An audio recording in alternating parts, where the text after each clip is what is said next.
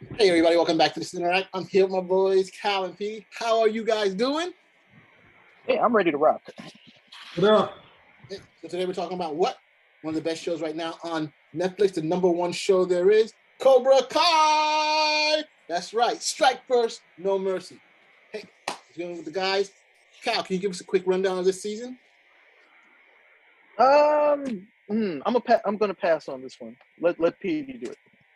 What is your question again? Hey, I just want to give a quick rundown of season 4, Cobra Kai, where the battle is now between Cobra Kai and the new what is it? Eagle Fang and Miyagi Do, where they're basically fighting out to see whoever loses has to close down their dojo. What's your take on this whole season this year? You know, Well, we left off in this one where we find out that Cobra Kai is Kreese is controlling Cobra Kai, and the two leads. Well, Danny's more the lead. No, sorry, Johnny's more the lead. Daniel is the co-lead, and they decide to work together. They're going to work together and deal with this issue of Cobra Kai, right? right? So they're working it out, but of course, it's not going to be that easy, right? It's not going to be as simple as just putting these two together. So we've had some flashbacks from the season before, right? And we get the big bad from the Karate Kid 3. The show, I think the movie that I think I've only seen, it only has one really good scene in it, which he has some issues with Kreese, which is kind of interesting that this dark sort of character who was evil and all this other stuff comes in here and he has some layers. But the point of having layers is that he's still bad. We don't know that he's bad. He comes in there, he's in there for seemingly the right reasons. He's trying to build up Kreese's thing, but at the same time, Johnny and Danny are struggling, trying to keep the two different schools working together, and they switch kids. They have some Miguel kind of moves towards Daniel, but of course, obviously, he's trying to date his daughter, so there would be some connection, and that's some hurt on Johnny. And at the same time, Samantha is like Daniel. She's kind of torn being with the crowd and kind of trying to find herself at the same time. So that leaves where her mistakes kind of come out all the time. So she's kind of feeling a little more tension between her and her father. And then at the same time, trying to understand Johnny, but some of his ways are a little wacky, So we had this thing set up. We're getting a lot more of the Cobra Kai kids. But the crazy part of this thing is we're introduced to a new character who moves into town. Similarly, as Johnny, and they very much, this show is very much like a naughty by nurture type of show, right? So they set up things, and we enter, and this is where they introduce a new character to the show. I'm gonna go back and go to a cheat sheet for this thing because I'm like, oh man, he's not on the front page of it. Talking about Terry Silver, the character who comes. No, not the evil guy. The evil guy, he's not the kid. It's a driven person. That's it. That's why do we always gotta say evil all the time? He's talking about the kid who gets introduced on the stage, and she decides she's just going to come over there and totally brutalize the other guy. And it's supposed to be a verbal debate. Well, no, this is young lady. No, the new boy that's the black kid on the show. Kenny. Oh, Kenny. him. Kenny Payne. Now, Kenny, this is the interesting part. This shows that this show could go on forever because they introduce it, but this is in Call of the Writing, because they introduced this kid and he's in his own world. He's happy, he's joyous, but then the kids see him and they have no vantage point to why this kid is dancing and joking around to himself. Of course, you're gonna take the spit out of him, right? Because Mar's gonna get me in trouble for saying anything rough, right? So they're gonna take a little bit out of him on the bus ride, and then there's a couple other things happening in school where they kind of keep getting on this kid. But at the same time, Daniel's son sees that Kenny's connecting with the girl he likes, so he has to take him down a peg even more. So they start bullying. Take him down. Take him out.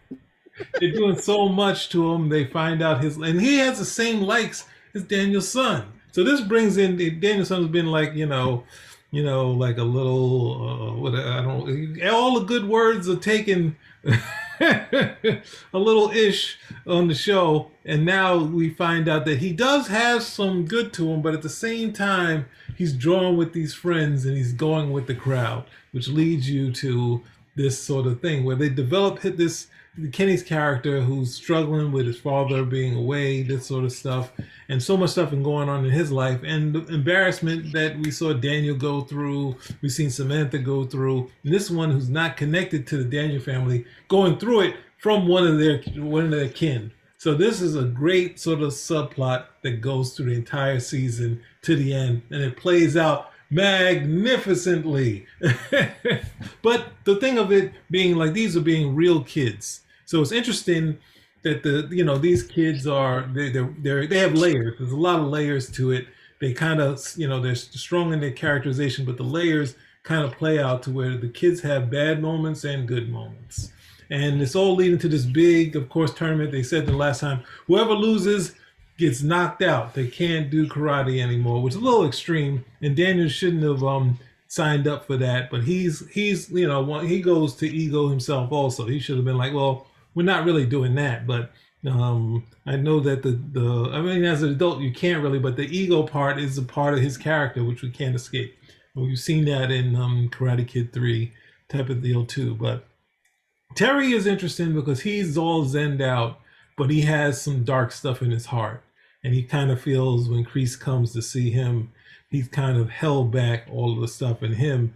And it just goes left. You could hear a moment when he calls him calls Daniel Danny boy. You can get a bit that he's going to be, he has a little bit in him, but you feel like he's kind of moved on.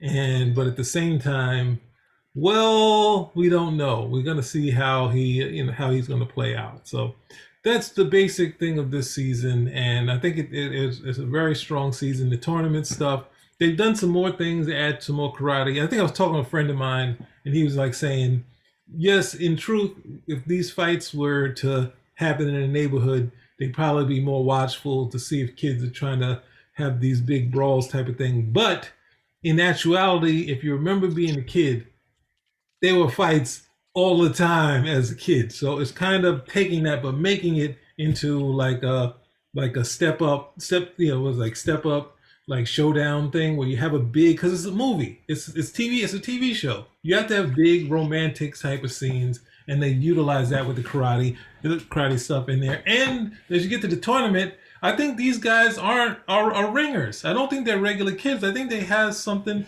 All these kids are, Miguel, he's getting into shape, but the other kids like Hawk, and like these guys are in like fighting shape. Like, what's going on here? The only one who looks like a regular is Samantha. Like, but yeah. So it's that's my overview of the show so far. So thank you very much for that, PD. An overview with some commentary.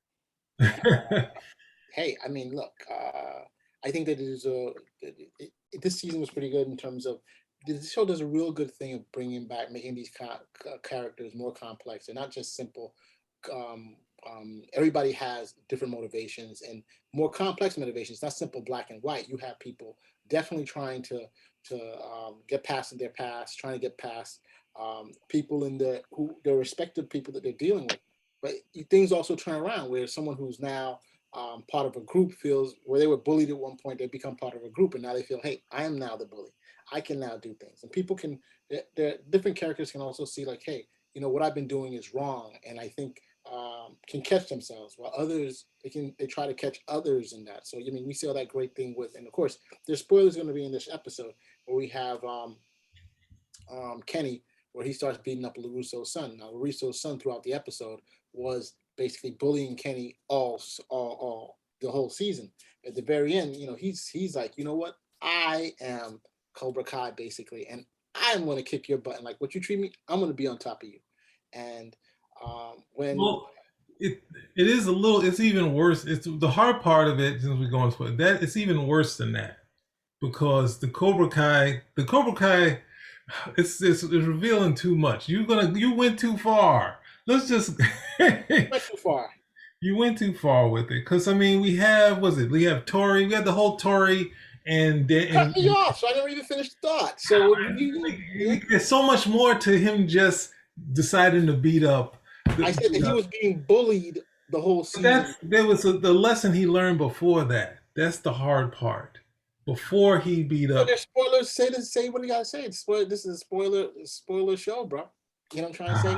If you haven't watched it, you better watch it. That's what You had to fight Robbie because the Cobra Kai kicked so much behind. They had to fight their own people, and Priest and Silver are like, no, don't. I know you, mercy. No mercy. no mercy. You are this kid's tutor, but you can't hold back. And the kid gets a hit in, and then he just let loose on the kid, and that's the lesson right before, because Daniel's son goes to see him, and he's like, hey, I'm sorry for what I did, and then that's when. I just wanted to get that part out because it was a hard lesson that he learned before he kicked his behind. So excuse me for cutting you off. Yeah, I mean, and that's true. I mean, we didn't give that whole breakdown, but the point out that I was just trying to, I didn't want to go into all that, but that's great though, because what you find out is that Robbie, mentors this kid because his brother was juvie with him, and so now that he's out and he finds his kids getting bullied, he starts mentoring him, trying to make him a better person, because Robbie doesn't believe in Cobra Kai or Yes. Miyagi Do. He believes use whatever systems you got to use because all you guys have your agenda, but I'm going to do what I think is best. So that's one of the reasons why he's a good athlete, but that's also one of the reasons why he's successful because he's able to take whatever he finds. And we see that in Sam also. Sam starts doing the same thing when she starts using Eagle Fang. Eagle Fang is a new dojo created by Robbie's father, once he gets kicked out of Cobra Kai. And so she's able to become successful doing the same thing too. Instead of following the defensive oriented strategy of Miyagi Do, she also does some offensive stuff like Eagle Fang, which is really Cobra Kai for all intensive purposes. Yeah. Without the no mercy clause in it. Other than that, listen, let's bring the third wheel into this so he can give us a couple of his ideas. Let me look for him. Cal Cobra Kai. That's some pronunciation. I'm on record as of last season saying if they did a fourth season, make this the final season. Don't go any further than this. Just leave it because after a while it just gets into okay, we're doing it. You can only do something of quality with Hollywood for so long before it just becomes Hollywood. And once Hollywood says those magic words, I think we can make some money here. It's all over. And Hollywood is undefeated. With taking something that's great, well written, a really good piece of work, and turning it into a cash grab, and you wonder what the hell happened. So that was me. I was on record with it. I have not changed with this season, in spite of enjoying it. I do need them to have some sort of a. I'm not with this whole look, different styles and this sort of stuff because Cobra Kai, their motto was definitely anti-karate. Karate, whether people want to admit it or not, is for self-defense. That's what it's for. It was developed for that. That's the history behind it. And it still is for self-defense. In these situations over here, I understand that they're pushing it, saying, well, look, I don't want to have to continuously defend myself against these guys, but I thought part of it was also bringing them into the Miyagi-Do way of martial arts, which is Cobra Kai is a bastardization of the whole thing. This season kind of, was just bouncing around like, well, there's some good stuff to come over here. I'm like, well, okay, yes. If it allows you to be more assertive, more self-assured, confident, pretty much the same word 3 different times. If it allows you to amass different learning to get deeper into the overall art, sure, no problem.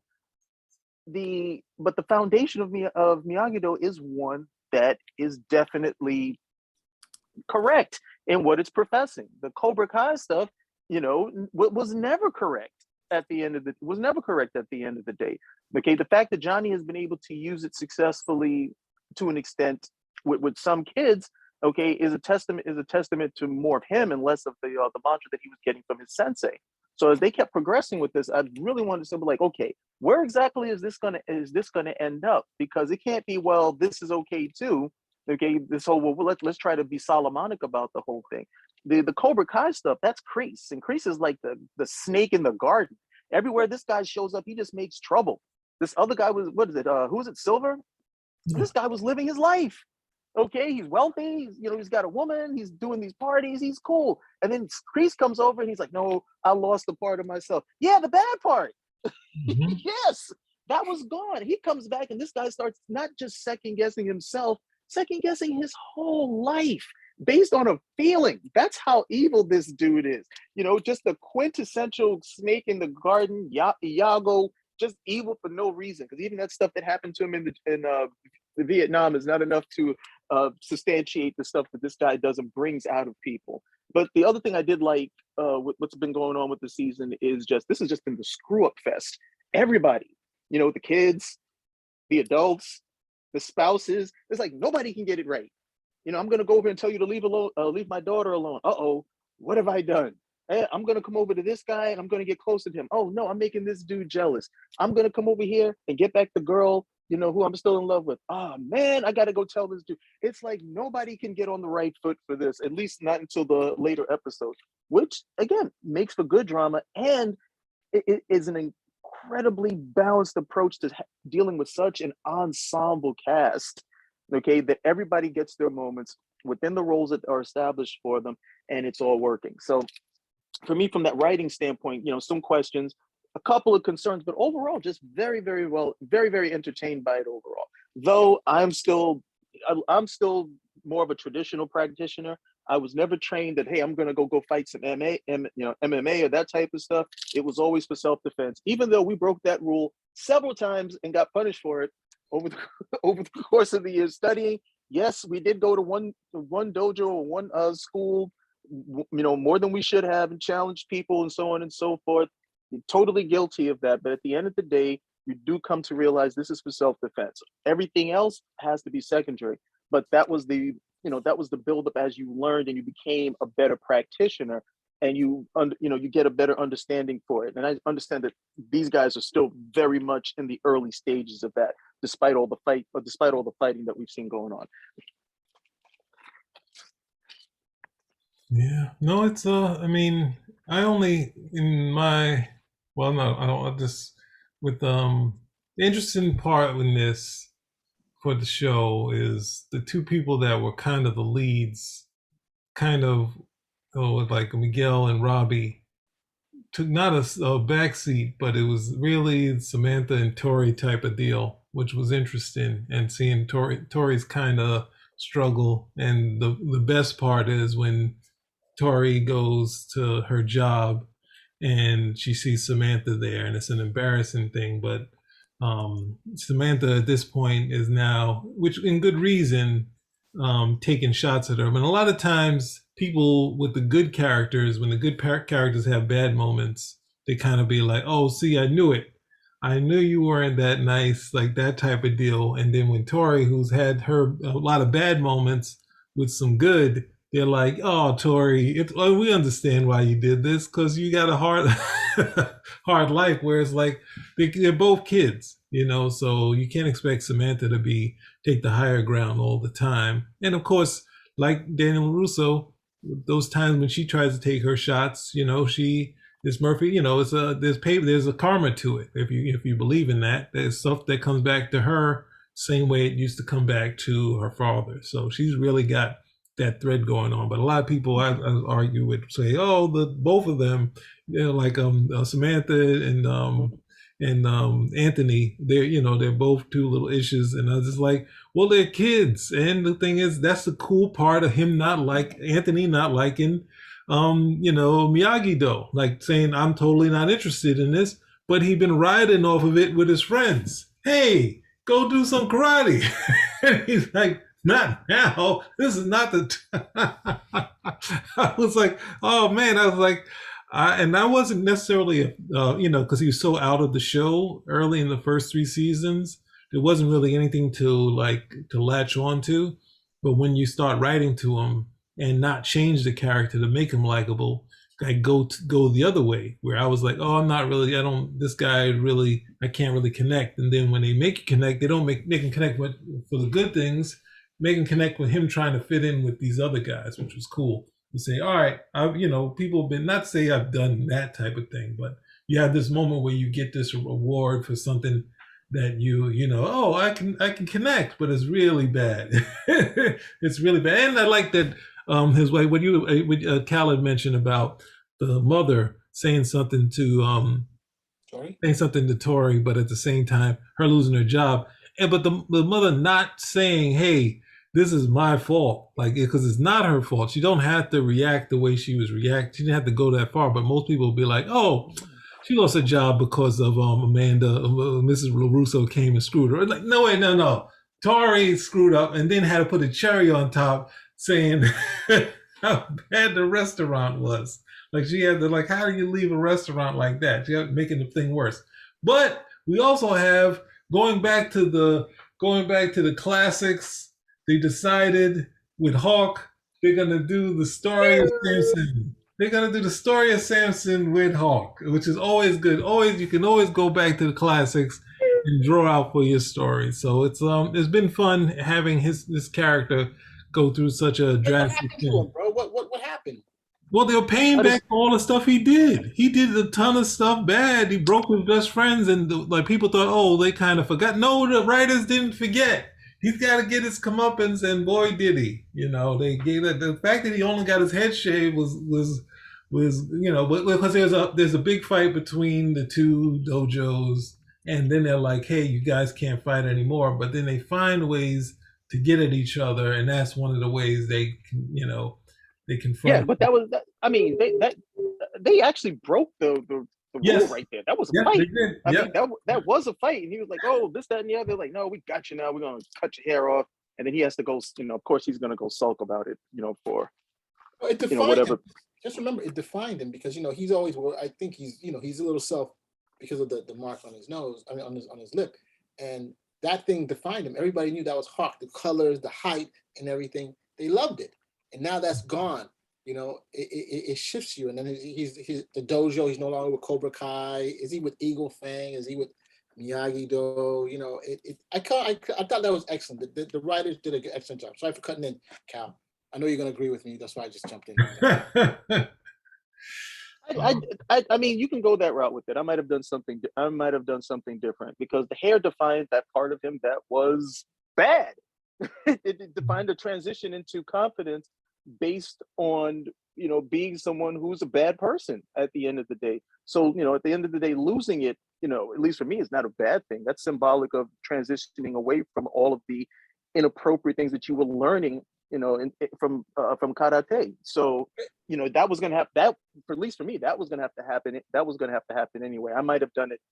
I just taking it from a writing standpoint, knowing the character and what it symbolized for him, I just didn't see that as a totally bad thing. And then his reaction to it really makes him seem like he's more of a paper tiger. That he's one of the best fighters, without a doubt. He's one of the best fighters. His hair had nothing to do with that. That was him and his dedication. And he gets, humbled, humiliated in this form, and he's ready to slink away from the whole thing. So, that's a little bit hard for me to marry. If they had made it more about the connection that he had, if they had made it more of a push and pull with his best friend, and his best friend, that might have been a little bit more rewarding for me. But hey, your mileage may vary. Remember, I think this is just a culmination of a bunch of stuff. Remember when he came back, when he tried to join the Miyagi Do Eagle Fang thing, they were giving him a hard time. Yeah. That's fine. But you're going to get some hazing. Nobody's going to readily embrace you. But all of the confidence that this kid had developed was not because of a hairstyle.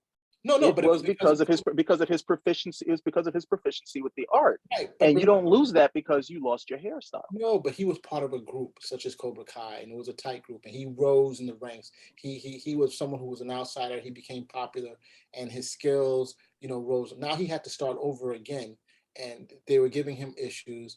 And the whole fact that they took away, like, one of his most defining characteristics was this. We know this as kids growing up. When you get put into a group, it's a whole different dynamic. When you're outside that group, and this is one of the great things they do. It shows you how, where one group starts off as a defensive effort. Someone comes in, and all of a sudden, that same guy who was being bullied now becomes the bullier. Is that a particular term? I'm not sure, but the person who now bullies others. Because now he has a group. We don't want to say gang, but his group is the group dynamics is incredible. And sometimes the leadership of the group makes the huge difference. Robbie, if Robbie didn't have Silver and Kreese behind his neck, he would switch Cobra Kai to a totally different model. It wouldn't always be about no mercy, strike first, strike hard. He would probably be a lot more, and we see this in some of the fights with Kenny. We see how his approach with the students are before Kreese and Silver come back and hold on to it. I just think the one great thing about this show is that you see that you get into group dynamics, and they've done these many times in studies and shows. You remember that whole thing where they divided two guys I think it was the afternoon special we saw, where they had two groups, and one group was a prisoner group and one group was the wardens, and you see how they started acting towards each other, even though they were friends at one time, and how the easy group dynamics help to define you, even though it's wrong. You're going home after 9 or whatever, but you're still going to be treating people a certain way, and you start defining yourself. You're better. You get better food. And it makes a huge difference. So this show, I think, is on point. I kind of understand what you're saying, 4 seasons, but hey, if the writing is good, it can go on for a while. I mean, you have a new generation. It's a new Degrassi. Oh God, they always say that. Goodness. They always say that. They always say that, and very few shows escape that pitfall. Where Hollywood is like, hey, we can make some money here. But it's already past. No, you go. Finish what you were saying. No, that's pretty much it. I mean, they've already, Netflix on average likes to have shows for 3 seasons. That's the average length of a show. That's a hit show on Netflix. 3 seasons. They like 3 seasons and out. So if you're doing more than 3 seasons, your numbers are really, really good. You're really, really good for Netflix. Or you start doing like with The Witcher, because for all the criticism I heard about The Witcher has they're doing more spinoffs. So they're doing good numbers for it. So Cobra Kai, without a doubt, is a top performer for Netflix. And more, I'm pretty sure that if they want to come back for another season, they'll come back for another season.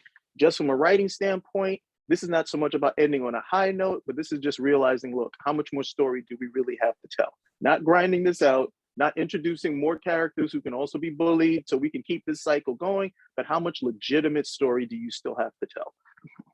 Okay, there is definitely that, but this is TV, and TV is not Sandman.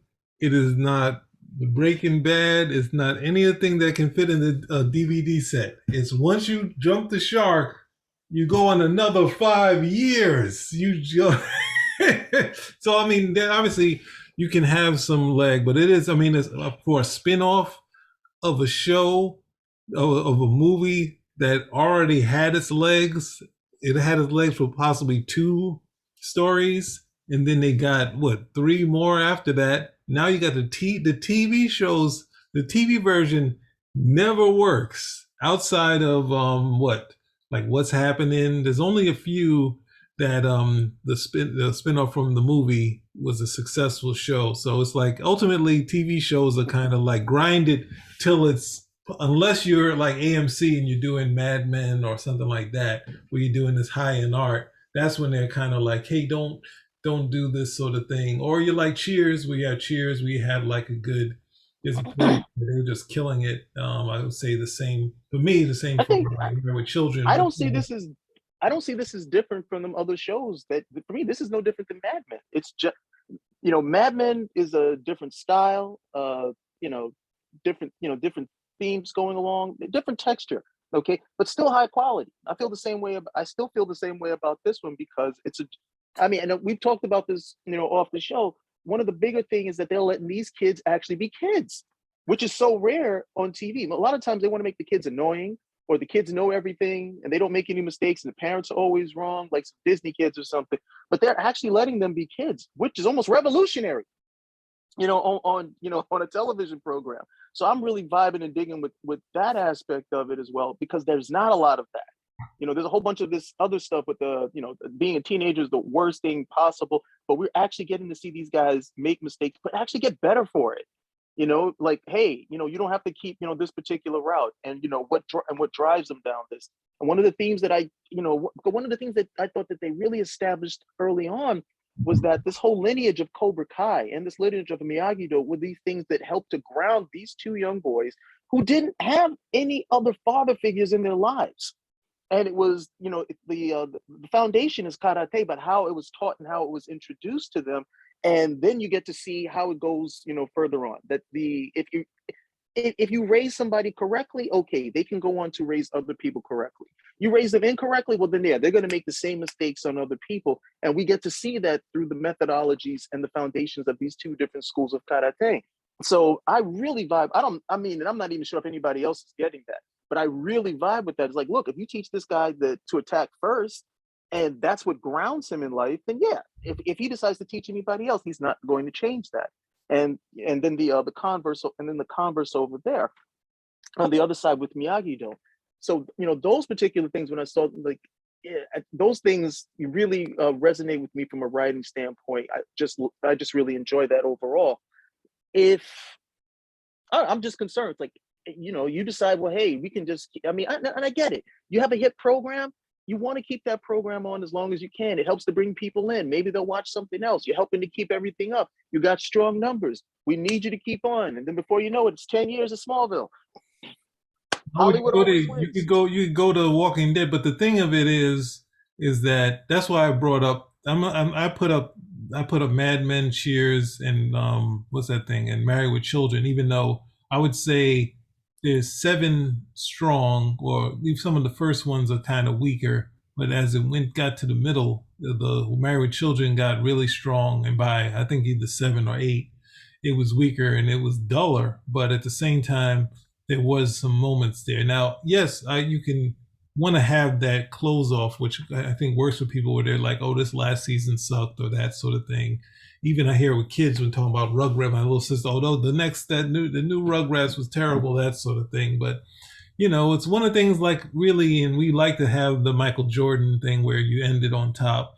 Whereas ultimately, TV people, they gotta go out on their feet. They gotta some point be sliding on the floor like most champions at the end of their career. But you can't have it. You can have it where you can go up and you can get them, and maybe they'll decide it. But I think the fact that you have, was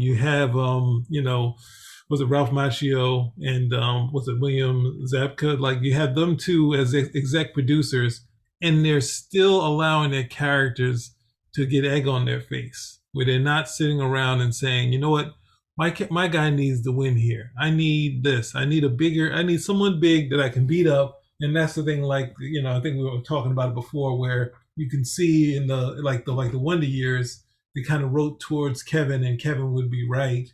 And it's okay the first time Kevin beats up his brother, because it's like a moment where you're like, oh, he pulled all the strength together. And this happens when, younger brothers to older. At some point, the older brother's in the wrong, and the younger has his moment and possibly wins the fight. But then it turned into any adversary Kevin kind of went against, and trying to say his perspective is the right one. When the girls mess up, it's them.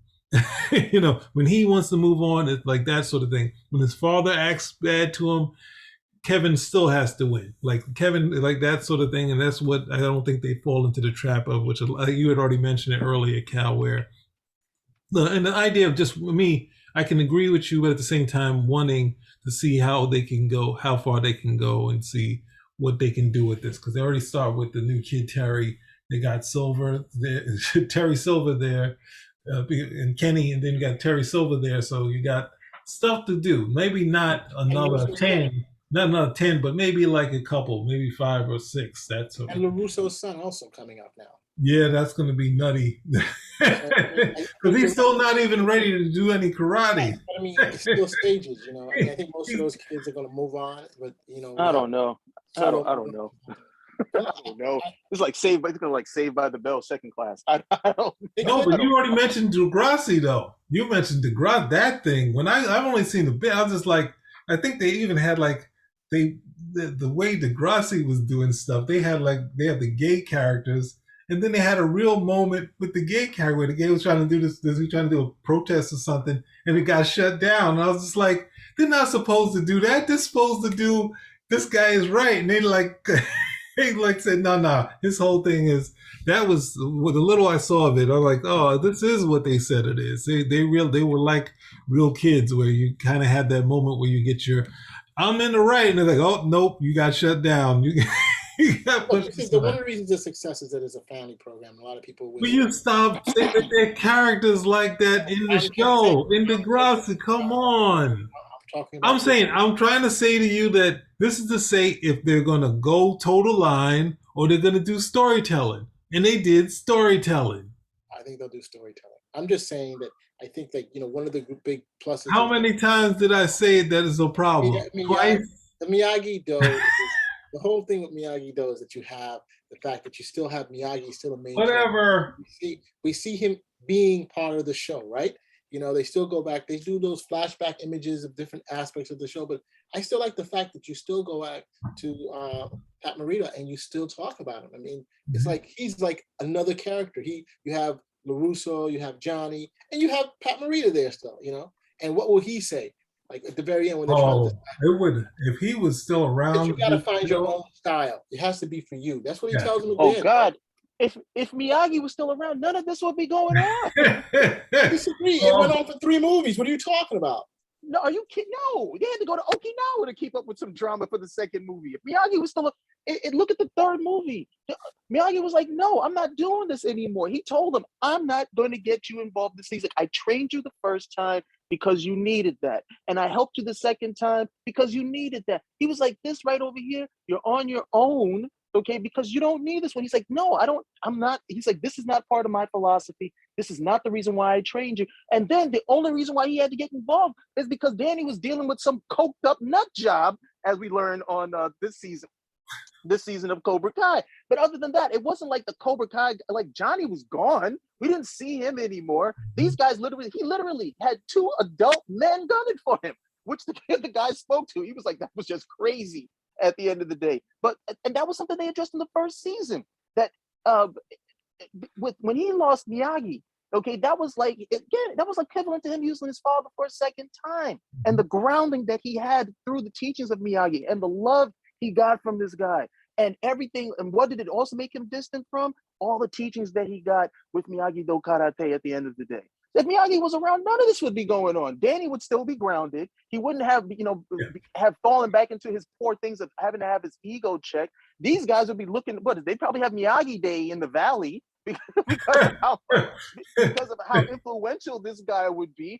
That's part of this show. The legacy of what this guy's system that he learned from his father, that he then passes on to Daniel LaRusso. Okay, who almost totally loses his way with the whole thing. It takes Johnny Lawrence to come back into his life for him to remember, hey, when was I grounded?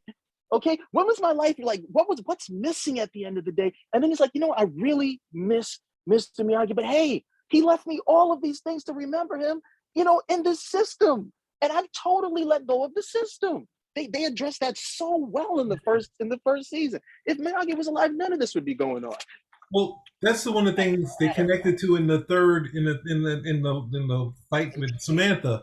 What Daniel did in the third fight, because the core of Karate Kid 3 is a good one. It's just wrapped in a bad movie and some bad horrible movie.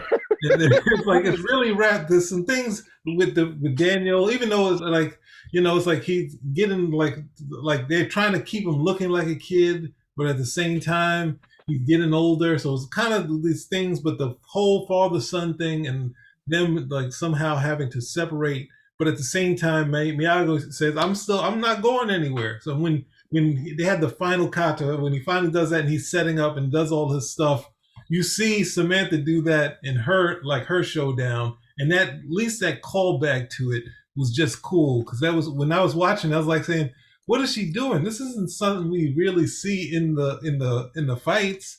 Like I was like, what's he doing in 3? It's like, what is that? And you see the other team, the same reaction I'm having is the same reaction Silver and his students have. It's like, what is it? And they're like, get the point.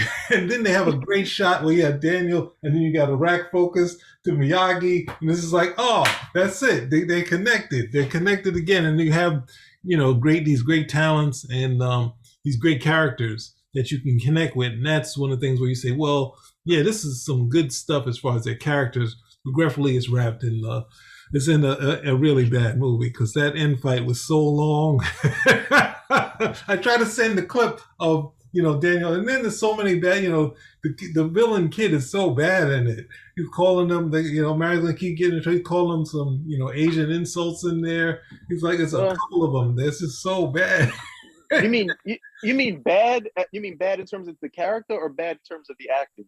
Bad in terms of I can't say because Mario's gonna be in trouble. But it's like, no, as a character, it would work definitely. That sort of thing. I'm just saying. Yeah, because that guy got hired for his martial arts skills more than his acting ability. That compared to Terry Silver, right?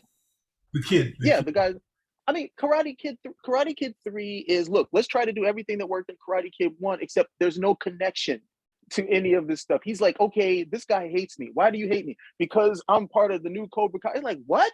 He's like, no, we did that already. There's no reason for us to have any enmity. Now you're talking like just natural evil.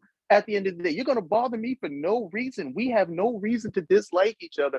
And they pushed that as much as they could to the hill, but we still got that gem moment at the end where Mr. Miyagi comes out when he finally decides to be Mr. Miyagi in the film, and he's telling him like, no. And that's one of the reasons why this guy bugs Daniel so much, because as much as Johnny and the other guys were on him, he conquered his fear with those guys. He never really conquered his fear with this dude. And he tells him, at the end, he's like, look, I'm afraid. I don't want to go through this anymore. And Miyagi tells him, no. He was like, look, you can lose, but don't lose to the fear. He's like, in the best karate that you have. Hoi! He's like, hoi! Right. He says the best karate that you have in you is still yet to come. It's still there. And gives him enough reassurance to go and do what's necessary to win this fight in the weirdest manner I've ever seen in a tournament. But he's able to go and do that. Those moments, I mean, whether they realize it or not, they transitioned all of those good moments to this show, which is why I'm like, look, I saw the most recent Matrix, and I'm like, Hollywood is undefeated. They will take a great premise and say, you know what, we can make some money here, and before you know it, it's Cobra Kai season 15 in space. Just like, look, they were like, look, the numbers are good. Let's just keep going with it. It's really hard for these guys to come up with solid writing concepts and to maintain them over 4 seasons and it's an ensemble cast as well. I'm just like, kudos. I love it. I enjoy it. And I always have this thin bead of sweat coming down my head, like, oh man, are they going to mess this up? I even held up watching this because I was like, look, I don't want to read any reviews. I don't want to hear anything about this. I don't want to go into this with high hopes. And then it disappoints me, and it has not. These guys have nailed it every single season, which is, for me, is like, look, I already know everybody, we're human.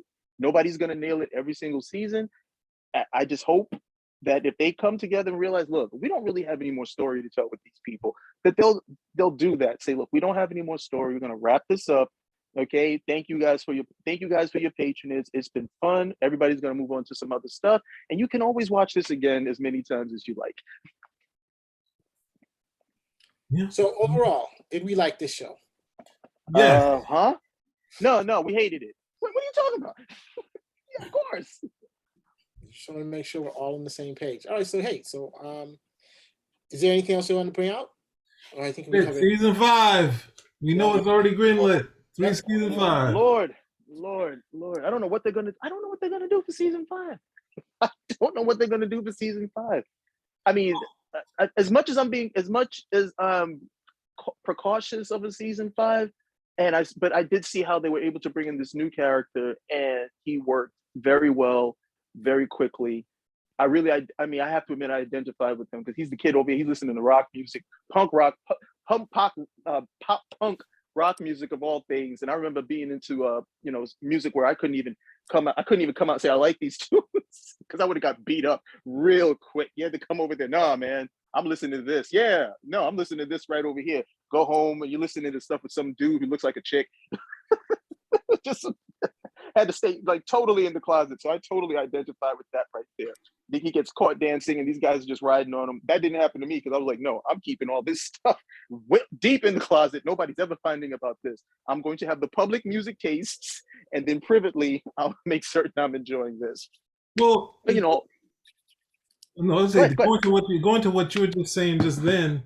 I mean, this even going back to being like there's a point where a lot of people read comic books, and then it was kind of like your secret thing that you talk about later. Like I have people I used to work with, and we talk about something. They say, "Oh yeah, I had to sell my comic books, but I kept these ones." And I was like, "We worked together for X amount of time, and we didn't talk comic books." And then same with a college friend, we didn't really reconnect, but we've hung out a couple times recently, and we connected on Facebook. And he's like, "Oh, you like comic books too?" It's just like, oh man, all that talking. Well, we could have talked about that stuff for hours back then.